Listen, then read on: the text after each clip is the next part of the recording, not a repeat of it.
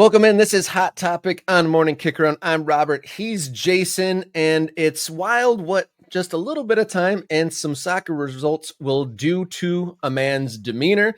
Coming into the Gold Cup, Jesse Marsch very high on his Canadian side, saying that they are ready to win a tournament. He had all his guys on board, and things were going great for Canada. And then you get to the knockout stages, and sometimes things don't go your way. Canada, of course, lose to Guatemala. I think on the broadcast, they said it was the first time since like 1990 something since Canada had, or no, 2002, I think they said. A very long time ago, 20 plus years since Canada's lost to Guatemala, and it's happened to them. Guatemala into the semifinals of the Gold Cup for the first time since 1996. That's long enough ago that I was in high school, and I'm trying to think of what I was doing with my life at that point. I was in high school. It's a long time ago that Guatemala's been in a semifinal. I wanted to put this quote up on screen. All right, this is before the Gold Cup got underway. When the controversy was erupting around Christian Pulisic begging off for the U.S. men's national team this summer, the back and forth, hey, I'm too tired, boss, I can't play. That's not what Christian said, but that's kind of how we all took it. Jesse Marsch, in front of the media, said, not one guy called me and said, Coach, it's been a long year. Maybe I don't come. Not even close to that conversation. And while he then went on to say, after he was asked about these comments, while he went on to say, I'm not saying anything about the U.S. men's national team. I have no interest in coaching the U.S. men's national team. This is not about the U.S. men's national team. We all know it's about the U.S. men's national team. Totally not about it. Totally. We know it is, right? Jesse is an American. He is a coach who wants to be successful as an American soccer coach, right? He obviously took the Canada job because it was available to him. And I think he is passionate enough about whatever he does that he wants to win with Canada. But part of the reason he wants to win with Canada, Rob, is to shove it in the faces of the people who didn't hire him at U.S. Soccer. That is 100% true. Everybody knows this. Everybody knows this. So when he makes comments like that, and then they lose to Guatemala in a quarterfinal, of course, it's going to come back on him. Now, we have his post-game comments.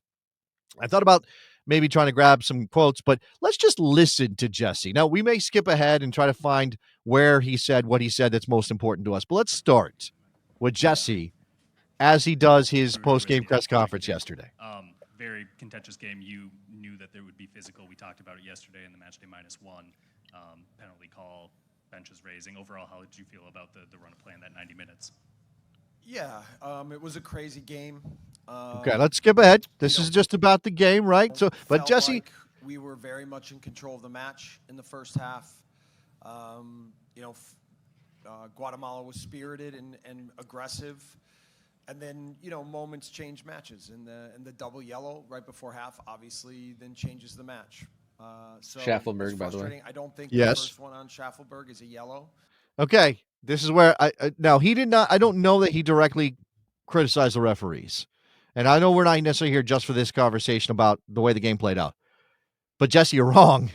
You're wrong, Jesse. Those are yellow cards, Jesse. Those are yellow cards, and Schaffelberg has to know better. And as I said somewhere else, when you imbue your team with this us against the world mentality, when you tell your team you've got to fight and scrap, they're disrespecting you, if you don't go after them, if you don't push the envelope, if you don't make it hard on them in ways that could be skirting the line between legal and illegal, you risk this. Now, that's not to say it's the wrong approach. Because, Rob, it's been fairly successful for Canada. Canada has more fight, more spirit, they're more dangerous. They're more of a challenge for Mexico and the United States, the powers that be in CONCACAF. They are better against foreign opponents, big names. But when you're in this game against a spirited Guatemala team, as he called them, I love when performances and teams are called spirited. There's so much to that. That is patronizing as hell, right? He's patting Guatemala on the head. Oh, look how spirited they were. We shouldn't have lost this game. They didn't really deserve to beat us, but they were spirited, right? All right, let's go on. Let's continue. I agree with the second one, but not the first one. And our guys fought hard, and we have a lapse in the second half for 1 second, and we pay for it. And other than that, Guatemala is not that dangerous, and we can't seem to find a way to get even down a man with some some opportunities around the goal, and on set pieces couldn't quite be effective enough on set pieces, and so then in the end we lose on a penalty shootout and extra kicks. But I'm still very positive on this group. I think we made a lot of progress with a lot of players. Sigur, Saliba, Jebison, Waterman. I'm going to skip ahead here. I don't I'm necessarily. surprised he didn't play Saliba in this game. I feel bad for the group because it's important for us to lose, or important for us to learn from this, because I think we lose because we beat ourselves, and we. That's something he said that stood out, Rob. They lose because they beat themselves. Now, I don't know that there's anything that's maybe a stronger reflection of the personality of your coach or the way your coach has you prepared than that. You lose because you beat yourself. Isn't that the number one job of the coach to keep his team from beating itself, from making the mistakes that lead to losses like this against unexpected opponents? You're not supposed to lose to Guatemala if you're Canada. That's true. They're totally not. Like you said, the historical precedents, they hadn't lost to Guatemala in 20 plus years. Guatemala hadn't advanced from this stage for nearly 30 years. So if history has to say, Canada should be advancing. And I got to say, I'm a little disappointed. I was hoping for a USA versus Canada kind of showdown at some point in this tournament. Yeah, that would have been really, really exciting. We all were. It looked like a grudge match. It looked like this opportunity to spark the rivalry a little bit more, right? And obviously having Jesse on the other side makes it that much more intense. And there's some, revenge for the United States against Canada after the Nations League. I would love to get that win back. But let's go beat them, and then they went and screwed it up. Man, they went and screwed it up. With Jesse Marsch, though, specifically, I feel like this is his third cycle of, like, at least in my head, of his career. Like, he comes up with Salzburg, does really good, gets some marquee performances, and then it kind of falls apart with the move to the Bundesliga Red Bull team kind of falls down. Goes to Leeds, has a rough patch, gets a couple signature moments, but then all of his talk kind of, like, when the results don't match, his balloon deflates. Here we are with Canada. He got some groundwork. He looks like he's turning it around, gets a couple signature wins.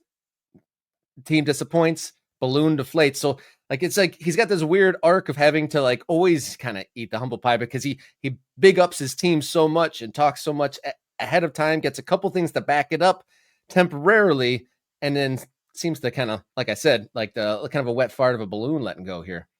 Yeah, I mean, this is the growing pains that come with trying to turn what is not a soccer nation into a respectable international soccer program. The United States went through these growing pains.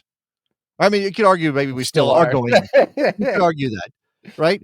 But that's the thing. Like, it's never going to be a straight line from, hey, we got a little bit better and we got a player who's at Bayern Munich and we got a player who's scoring goals in France and is wanted by teams like Inter Milan, to, we're winning things like it's nothing. It doesn't work that way.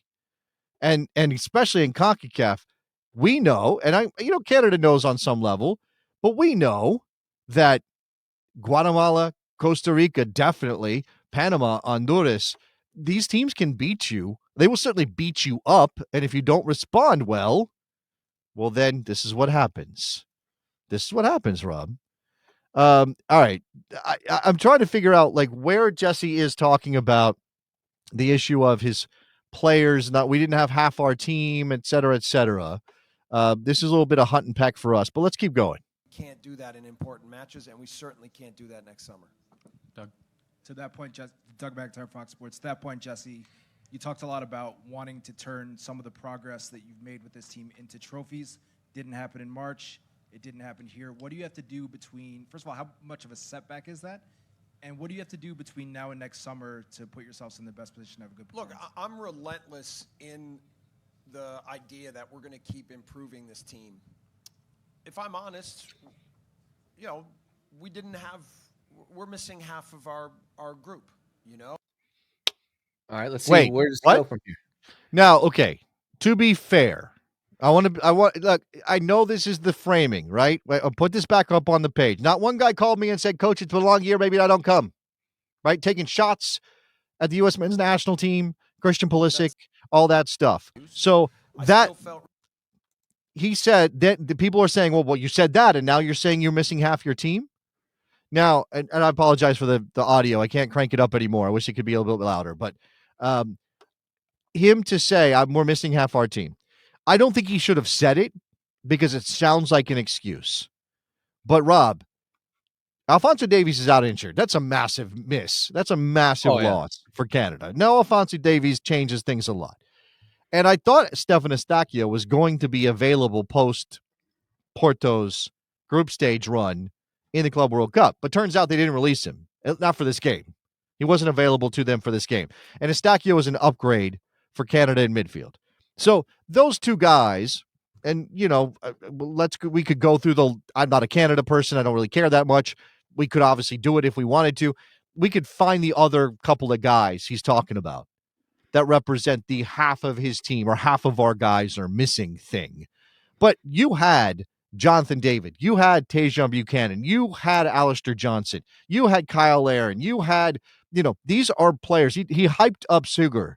These are players that you would want if you were playing a World Cup qualifier or if you were playing in a World Cup next year, because you don't have to qualify. So Jesse is, compared to the United States, it's night and day. Right? The United States is missing effectively their entire starting lineup minus except 2 or Chris 3 guys. Richards. Yeah. Except for Chris Richards. And he's only just really becoming a first teamer, right? I mean, he's growing into his role as like a every game starting center back. It is nice to see Tillman to kind of start to take on that role, but not nearly resembling the first team like Canada is in this. I'm going to see if I can skip ahead. I think there's another what does he question say right after this when he says he doesn't have his team? Yeah. Okay, well, let's see if we can get back to where that is. Really strongly that this was a really good group, and it was really important to develop more players with this team and see how far we could push it. And I wasn't talking that much about a trophy as much as I was talking about moving forward day by day, game by game, and making sure. Okay, I'm actually done with this, Rob. I think we should move on, because now all he's doing is baking in reasons why they didn't win. Right? He's trying to excuse. He's saying no excuses, but he's giving all the excuses. Stuff like, I wasn't actually talking about winning trophies. I wasn't actually talking about winning this tournament. I was just talking about getting better. And the funny thing about that is it's so subjective. Right now, they're like, oh, maybe we played better, but we lost. That's a thing you can say in this sport, and that is such cover. And Jesse Marsch, I think, is a decent coach, but that's such cover when coaches don't deliver, Rob. Yeah, because you can always in say, this game, they didn't outshoot, outpossess, big chance anything to Guatemala in this game. No, they didn't. They did not. Well, they were down a man for 45 minutes. So you can always say, well, we were down a man for 45 minutes. And of course, that's Jacob Schaffelberg's action, not Jesse Marsch's responsibility. Yeah, as a coach, shouldn't he be like Schaffelberg? Hey, why don't you chill out? You're on a yellow card. I mean, if you can communicate that, yes, I would imagine that would be there. I mean, that's preloaded messaging, though, Rob. The game doesn't start and things are happening, and you're like, Jacob, chill out. Like, you have to be, as a team, aware. Like, Jacob Schaffelberg has to be smart enough to go, I got a yellow. Here's this long ball over the top. There's a center back there. I can't line him up with an elbow. I just can't do it because I'm going to get carded and I'm going to get sent off and I'm going to make it difficult for my team to win today. So you can trace that back to Jesse Marsch, but I would also say that coaches can always do that thing like, well, if it wasn't for the red card, yada, yada, yada, and fill in the blanks. And we're doing that all the time. We're always like, well, what if this and what if that? And if he hit the post and he did. Here, in this case, Jesse Marsch, his team failed at this stage when they weren't supposed to, when expectations were much, much higher. And what he's trying to say is, well, it's more about getting better, and we're going to learn from this, which actually don't have a problem with that. That's kind of how you have to do this. But the man talked a big game. He could not shut up about the U.S. men's national team. And as fans of the U.S. men's national team, we are well within our rights to point at him, do an Nelson, and go, ha ha. And at the same point, I mean, coaches lead by example.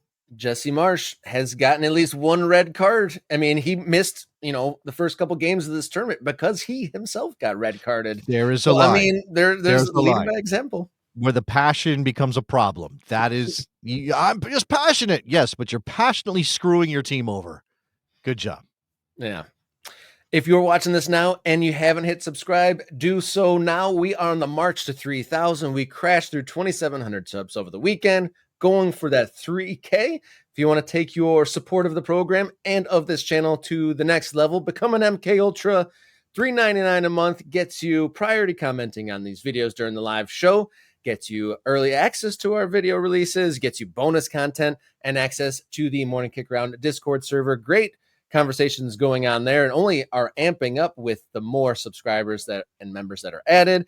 We got local soccer, we got Major League Soccer, we got international discussions and national team discussions all going on there. So $3.99 a month, become a MK Ultra. Follow along on social media at MKickaround on X, Instagram, and Blue Sky. Write us a note.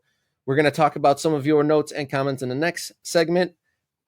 morningkickaround@gmail.com is the place to write a note that's a little bit easier digestible. If you got, a memento, or what do you call it?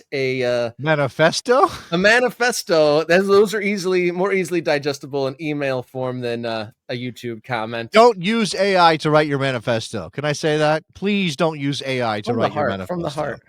Yeah. Manifestos are not meant for the AI. And then we're also podcasts. Look us up if you do the podcast thing. Morning Kick Around on your favorite podcast platform.